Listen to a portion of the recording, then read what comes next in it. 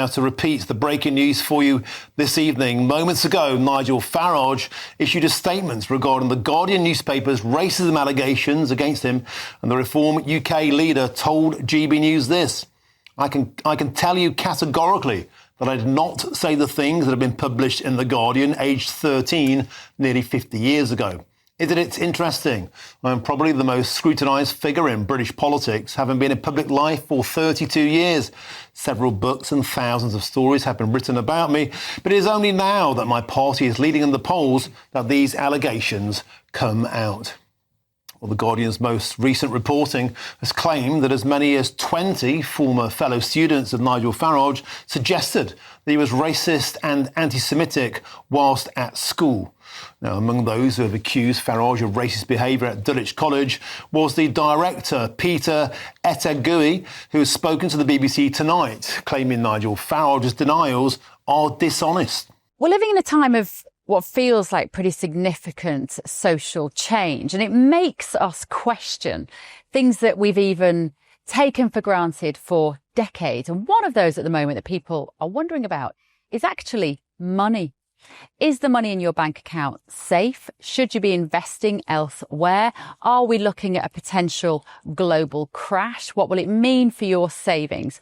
Is there a way that you could be using your money that might be outside of government control even? Well, TallyMoney is potentially one solution. So I'm delighted to say that I'm joined today by the CEO and founder of TallyMoney, Cameron Parry. What is TallyMoney? Well, at TallyMoney, you basically get gold you can spend. So we give people an individual account in their name, everyday account. They get a sort code, an account number. They use that account just like they would pounds from their bank, but it's milligrams of gold that we brand as Tally. Okay. Why would you do that, though? What is the benefit to the customer instead of just having a normal pound sterling account?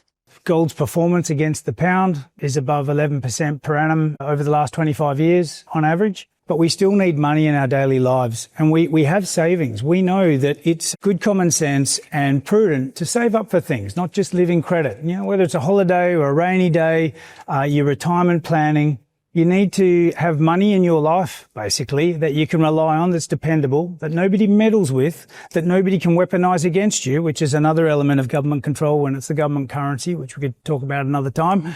And it should be pretty simple and straightforward, and that's what we deliver at Tally. And really, we just want people to feel safe and happy with their money.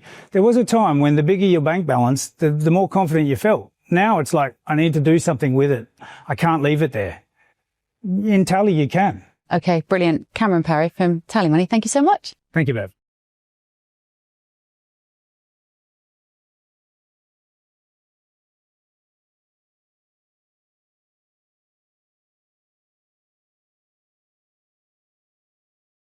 Well, joining me now to discuss this and these allegations is the man himself, Reform UK leader Nigel Farage. Nigel Farage, welcome to GB News tonight.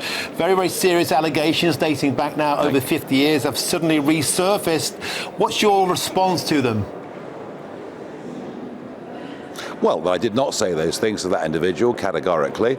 And as for other people coming out and saying things, well, we've been having a look today. I mean, one of them was the leader of Kent County Council until he was deposed this year. Another is leader of the Lib Dems on Salisbury Council. So, look, there's a very large political element to this. And as you well know, you know, even to question immigration numbers is, in the book of some people, a racist statement. And I think it was the same back in the 1970s too. But I absolutely deny the charges that are made by this one individual. So this one individual has also spoken to the BBC this evening, just before we came on broadcast, Peter Etagui, and he said the most vivid memories of his school life were those comments which bear repeating about gassing Jews and Hitler was right. And he called you fundamentally dishonest. Is it your opinion that he's being fundamentally dishonest? Is this a case of recollections may vary, or is he lying?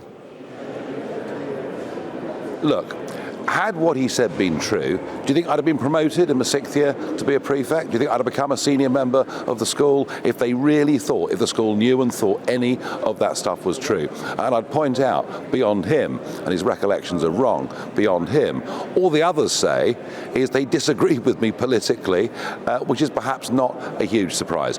I would say this to you, though.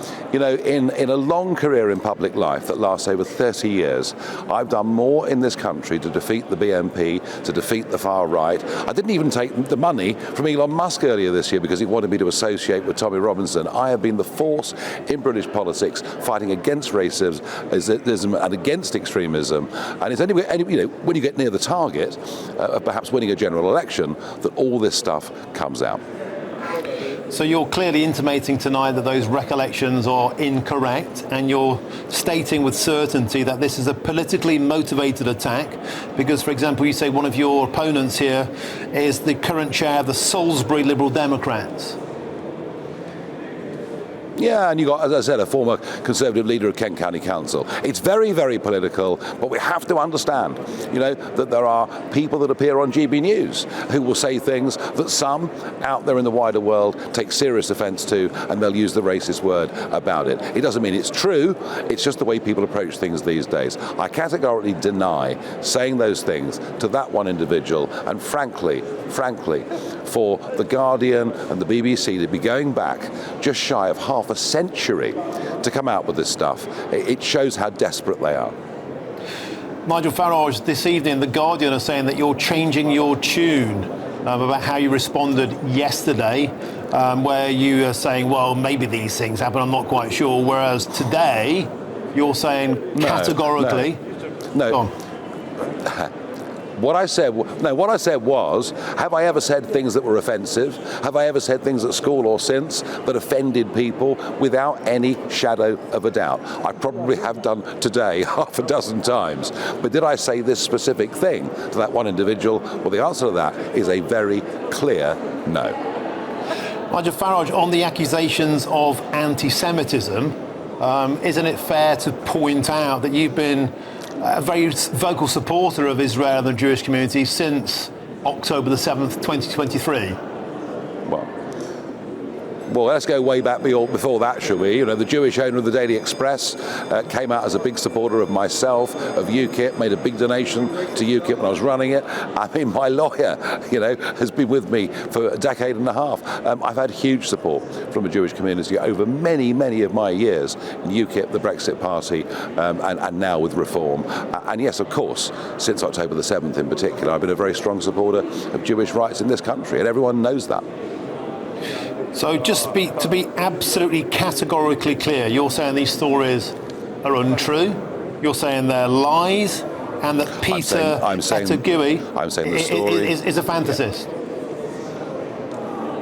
Well, he is remembering something that frankly never, ever happened. And as for everybody else, that is about a wider political debate and disagreement. When I was at school, there were very strong opinions on both sides of the argument. All sorts of things got said on every issue to each other. But am I guilty of targeting an individual and saying racist things to them, or repeating those slogans elsewhere? Certainly not. And what about, for example, it came out as well that you were vocally supporting Enoch Powell. I mean, Oh yes.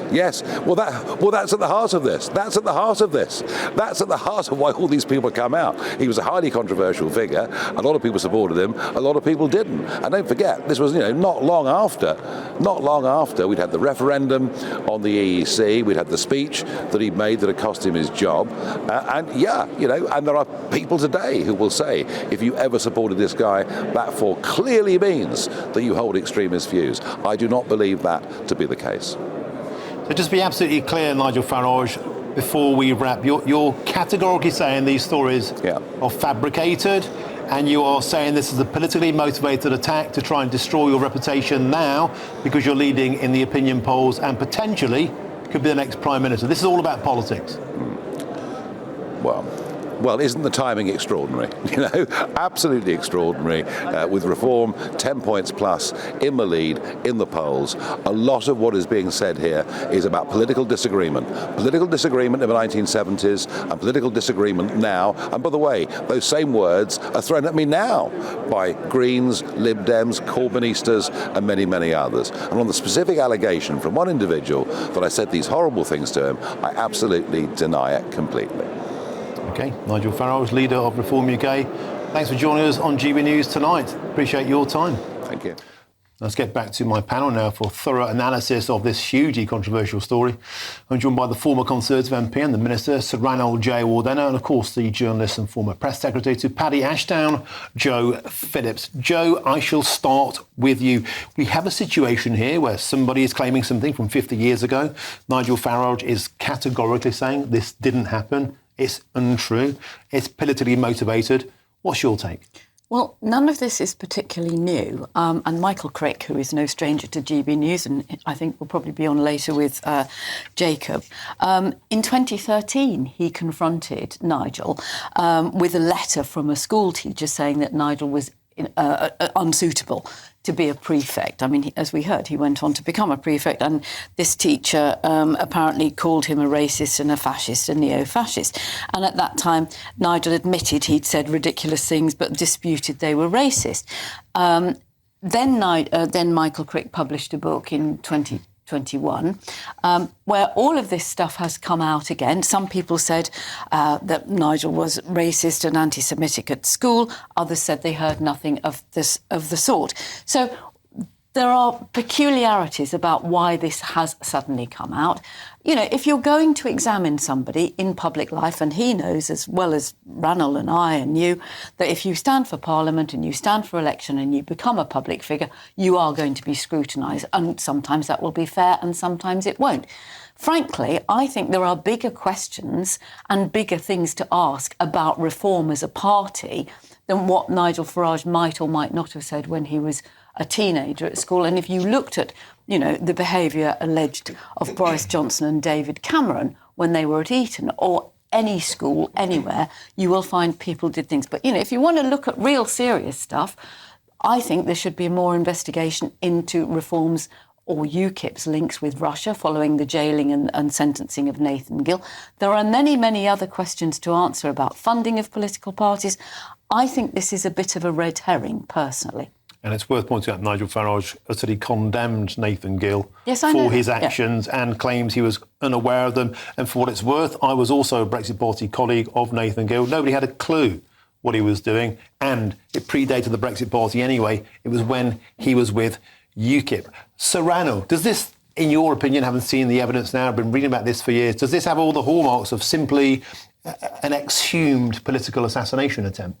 Well, unfortunately, the truth is we just don't know, and I think Nigel himself said it is one person's word against another, which makes this so difficult. I'm not, for quite obvious reasons, going to defend any racist behaviour at any school in this country.